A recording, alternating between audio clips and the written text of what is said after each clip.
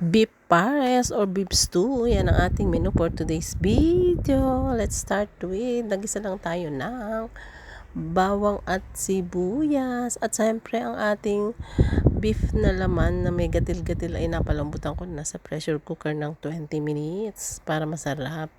And then, gigisahin lang natin siya sa bawang sibuyas with oyster sauce para malasang-malasa. Nilagyan ko rin siya ng konting isang star anise at isang maliit lang na bark ng cinnamon bark. Yan. Kasi para mabango. And then later on, tatanggalin din natin kasi ayoko nung masyadong maamoy. Yan. Medyo nasusuya ba ako? Ganun.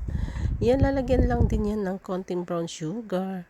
And then, hayaan mo siyang mag-blend para masarap na yung lasa. Papakuluan mo siya dun sa sabaw na natira para masarap hanggang sa mag-blend siya at mag-mix-mix na yung lasa. Syempre, hintayin natin siyang lumapot-lapot. Kung medyo makulangan ka sa pangkulay, lagyan mo ng konting toyo kasi para matamlay.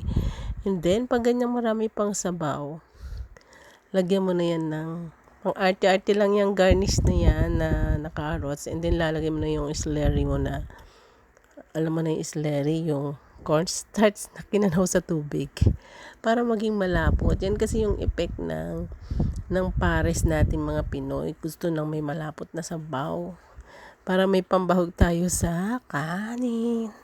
Yan kasi ay usually ginagamit sa pang toppings pag in-order mo yan sa mga restaurant. Siyempre, yan ang ang aking sariling version. Bala kayo kung naiba sa inyo, pero okay lang yan. Kanya-kanya lang tayo. Gaya nga ako eh. Yan. Ayan, ready na yan. Finished product na yan. Konting halo-halo lang dahil para maluto naman yung cornstarch. Hanggang sa lumapot at maganda na ang itsura. Yan. Yan ang ating beef pares of beef stew or beef stew. Yan, ready na yan para sa kainan. Yummy, yummy. In my tummy. Pero ako, hindi ko yan mga gusto. Basta karne-karne, hindi ko masyadong gusto. Pero yung mga apo ko, anak ko, yako. Laban ite eh. Yan po ang ating finished product. Like and share. Follow for more.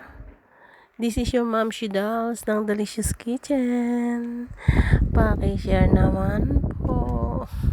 Baka naman pwede. Maraming salamat. Ganyan po ang aking pagluto ng beef pares. Baka makapulot kayo ng idea. Try nyo na rin. Mga kalambingan.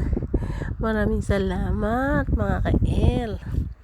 Yan, ready to eat na yan. Yan yung ating menu for the day. Maraming salamat. Pwede rin po yung panoorin sa YouTube.